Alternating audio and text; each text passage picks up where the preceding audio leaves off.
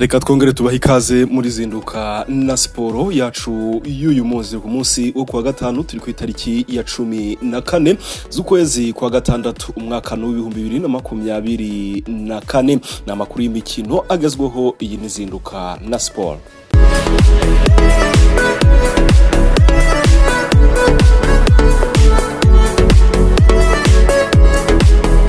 Muri izinduka na siporo yacu rero ntabwo turi buze kwizima mu magambo ahubwo turaza guhita dukomereza muri ekipe ya Rayon Sport gukomeza kugendesha ku buryo yakwibaka ndetse no gusinyisha intwaro zigiye zitandukanye mu bihe byatambutse mwagiye mwumva amazina akomeye cyane bivugwa ko yarangije gusinyira ekipe ya Rayon Sport. Ekipe ya Rayon Sport rero iri gukomeza kugenda yiyubaka ndetse ishaka intwaro zigiye zitandukanye nyuma yuko ibuze umukinnyi witwa Nduwimana Fred akerekeza muri ekipe ya Mukura Victory Sport. Ekipe ya Rayon Sport yatangiye gutekereza ku intwaro ikomeye cyane nanone kandi ko mukara mu gihugu cy'u Burundi ni intwaro ekipe ya Rayon Sport yaba yarifuje na kera na kare ndetse n'abakunzi ba Rayon Sport bakaba baragiye bamwifuza ubwo uyu mukinyi yari mu Rwanda. Iyi transferi si ubwa mbere tuyivuzeho amakuru agira kuri VT TV muri zinduka na siporo yacu uyu munsi yuko ekipe ya Rayon Sport yongeye gusubukura ibiganiro n'intwari ikomeye cyane ndibuze kubabwira muri aya makuru yacu y'imikino ko mukara mu gihugu cy'u Burundi. Uyu we arakomeye cyane afite umupira mwinshi cyane, turakwibutsa gukanda subscribe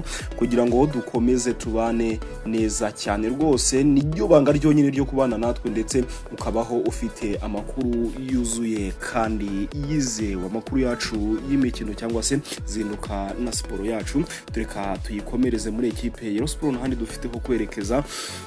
Ndaza kukubwira ko umufaransa utoza ekipe ya Rayon Sport yavuze ko nubwo abakinyi be bari bamaze igihe mu karuhuko ngo yasanze bari ku rwego rwiza basa naho bakomeje gukora imyitozo. Aya makuru yacu y'imikino mbere yuko tuyarambura reka tuze kuba tuyabaramburira nyuma y'aka kananga.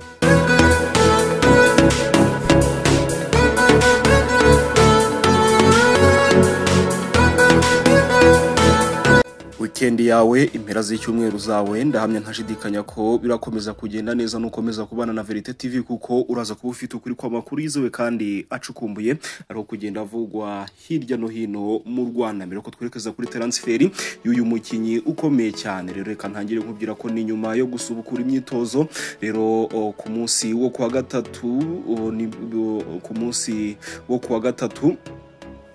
nibwo ekipe ya Sport yasubukuye imyitozo bitegura umukino wa gicuti uri kuri uyu wa gatandatu wo gufungura stade Amahoro. Rero yavuze ko ari umukino bamenye bitinze ariko nanone bakaba bagomba kuwukina kuko nta mahitamo bafite, gusa yatunguwe ngo n'urwego abakinyi be ngo bariho. Yagize ati rero twabimenye dutinze twagombaga kwitegura nta yandi mahitamo, gusa nasanze abakinyi bameze neza bantunguye wenda bakuraga imyitozo mu karuhuko kuko hari hashize ibyumweru bitatu dusoje shampiyona. Gusa ayayo nyine ayavuze cyangwa se abivuze yavuze ko uyu mukino bazawukinisha abakinyi bakiri bato n'abari mwigeragezwa kuko uje bataramara kugura abakinyi ndetse bataranarangizanya nabo bazongerera amasezerano. Magambo yagize ati kuwa gatandatu tuzakinisha abakinyi bakiri bato kuko ntabwo turasoza kugura abakinyi no kuvugana nabo. Ati tuzongerera amasezerano, ati ntabwo twitwamiza kuvugana nabo tuzongera amasezerano ariko dufite abakinyi bari mwigeragezwa n'abakinyi bakiri bato.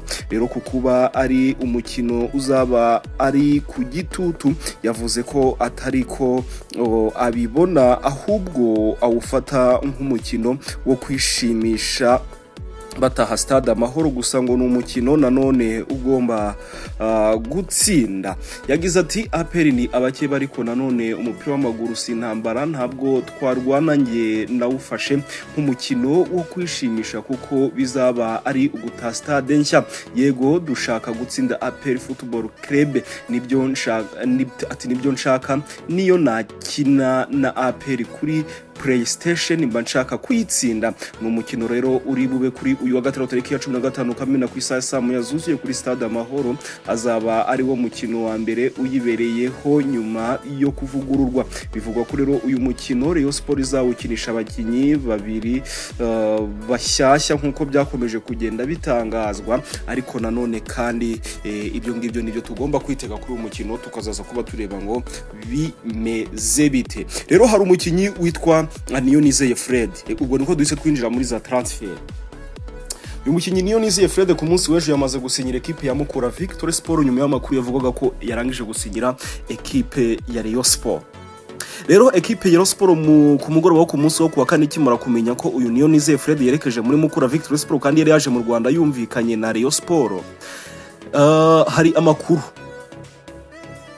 yamaze guhita agera ku mbuga nkoranyambaga zigiye zitandukanye cyangwa se aturuka muri equipe ya Rayon Sport. Uyu mukinyi muramuzi, ni umukinyi w'imyaka ubu ngubu igiye kuzura imyaka 20 kuko yavuze tariki ya 7 z'ukwezi kwa 10 mwaka 2004 agiye kuzuza imyaka 20 rwose ejo bundi rwose tariki ya 7 z'ukwezi kwa 10. Ni umukinyi ufite 1 na santimetero 73, ni umurundi akina nka center forward, amaze guhamagarwa muri equipe y'igihugu y'u Burundi y'abatarengeje imyaka 20 inshuro 3 amaze kwitsindira igitego kigera kuri kimwe, amaze gutsindira equipe y'igihugu y'abarundi igitego kimwe cyonyine muri imikino 3. Ni imibare itari mibi muri national team. Ni umukinyi ukomeye cyane, ni umukinyi ubona ko ari uwikakama, nubwo akina nka center forward ashobora gukina nk'umuwinga w'iburyo ndetse n'uw'ibumoso, ariko umwanya wa nyawe ni umwanya wa center forward. Uyu mukinyi rero bamwita Nimbona Kesi Jordan. Ndaje nkubwiraho ibiganiro bigeze ndetse n'icyaje gutuma equipe ya Rayon Sport imutekereza nkuko nakomeje kugenda mbigutangariza muri aya makuru yacu y'imikino. Uyu mukinyi akinira equipe ya Vitaro Football Club. Uyu mukinyi rero akinana n'abakinyi bagiye batandukanye nk'uwitwa Hamisi Harerimana, Amisi Leo Irakoze, n'uwitwa Yakubu Uwimana ndetse n'uwitwa Asmani Musa. Ntaho bari aba bakinyi bose murabazi muri equipe ya Vitaro Football Club ndetse n'uwitwa Freddy Niyonizeye. Verite TV tubakurikiranira umupira wo mu karere, tukaza kuba tubabwira ngo bimeze bite.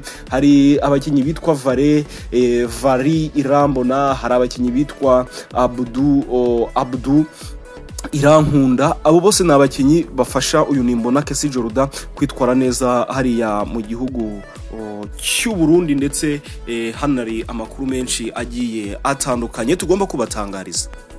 So reka tureke rero kwibanda kuri aba bakinyi bakinana na Nimbona Kesi Jordan, kwa kugira tubahereza urugero rw'abakinyi nanone kandi n'amazina abatoroshye na gatoya akinana n'uyu Nimbona Kesi Jordan. Uyu Nimbona Kesi Jordan rero muri kariyere y'umupira w'amaguru yakiniye ama equipe abiri yonyine, ni Musongati Football Club mu gihugu cy'u Burundi ndetse na Vitaro. Ni umusore uri kugenda uzamura impano ye. Muramwibuka ubwo equipe Rayon Sport yiteguraga pre-season mbere ko season ya 2023 2024 itangira, bakinaga na equipe ya Vitaro iza kubina batsinda